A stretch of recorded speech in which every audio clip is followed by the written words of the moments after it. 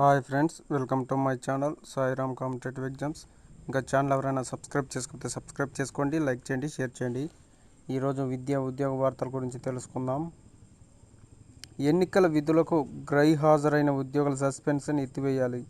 ఎన్నికల సంఘానికి ఎస్టీయూ విజ్ఞప్తి. సార్వత్రిక ఎన్నికల విధులకు గైర్హాజరైన ఉపాధ్యాయుల విషయంలో తగిన కారణాలను పరిశీలించి సస్పెన్షన్ చర్యలను ఎత్తివేయాలని రాష్ట్రోపాధ్యాయ సంఘ అధ్యక్ష, ప్రధాన కార్యదర్శులు కోరారు.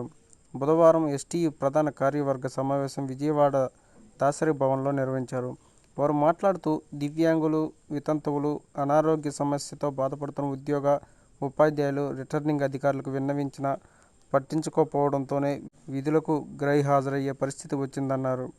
ఎన్నికల సిబ్బంది గతంలో మాదిరిగా రీపోలింగ్ అవకాశమే లేకుండా అర్ధరాత్రి వరకు పోలింగ్ను సమర్థవంతంగా నిర్వహించారన్నారు.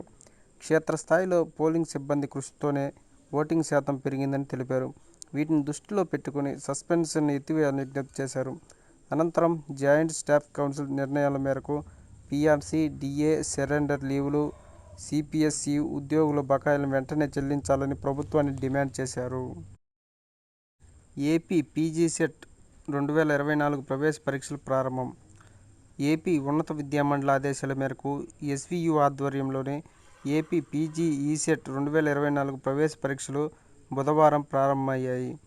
ఎంటెక్, ఎంఫార్మసీ, ఫార్మడీ కోర్సులో ప్రవేశాన్ని జరిపే పీజీఈసెట్ పరీక్షలు ఈ నెల 31 వరకు జరగనున్నాయి.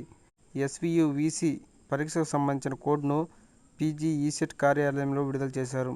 అనంతరం పీజీఈసెట్ కన్వీనర్ మాట్లాడుతూ ఏపీ పీజీఈసెట్ పరీక్ష రాష్ట్ర వ్యాప్తంగా 20 కేంద్రాల్లో నిర్వహిస్తున్నట్టు తెలిపారు.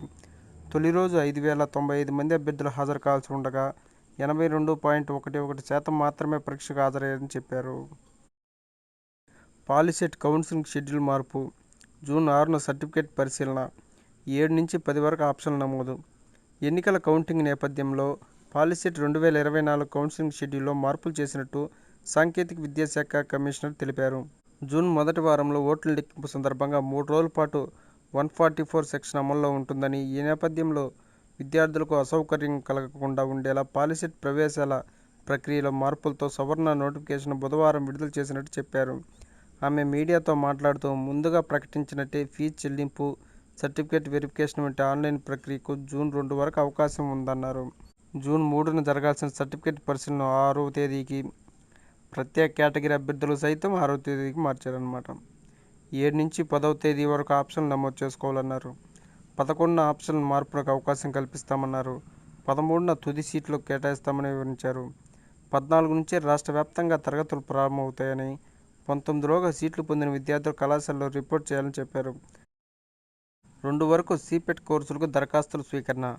సిపెట్ డిప్లొమా కోర్సులకు జూన్ 2లోగా దరఖాస్తు చేసుకోవాలని విజయవాడ సిపెట్ సంస్థ జేడీ కోరారు. 10వ తరగతి ఉత్తీర్ణులైన విద్యార్థులకు 3 ఏళ్ల వ్యవధితో diploma in plastic technology, diploma in plastic mould technology, BSc విద్యార్థులకు 2 ఏళ్ల వ్యవధితో post graduation diploma in plastic processing and testing కోర్సులు అందుబాటులో ఉన్నట్టు తెలిపారు. కళాశాల ప్రాంగణంలోనే విద్యార్థులకు విడివిడిగా హాస్టల్ వసతి, ప్రభుత్వం నుంచి పూర్తి ఫీజు రీయింబర్స్మెంట్ సౌకర్యం ఉందన్నారు. జూన్ 9న విజయవాడ, అనంతపురంలో ప్రవేశ పరీక్ష ఉంటుందన్నారు. ప్రతిభ ఆధారంగా విద్యార్థులకు ర్యాంకులు కేటాయిస్తామన్నారు. విజయవాడ కేంద్రంలో 150 సీట్లను భర్తీ చేస్తామన్నారు. Okay friends, thank you, all the best. Video నచ్చితే లైక్ చేయండి, షేర్ చేయండి, సబ్స్క్రైబ్ చేయండి.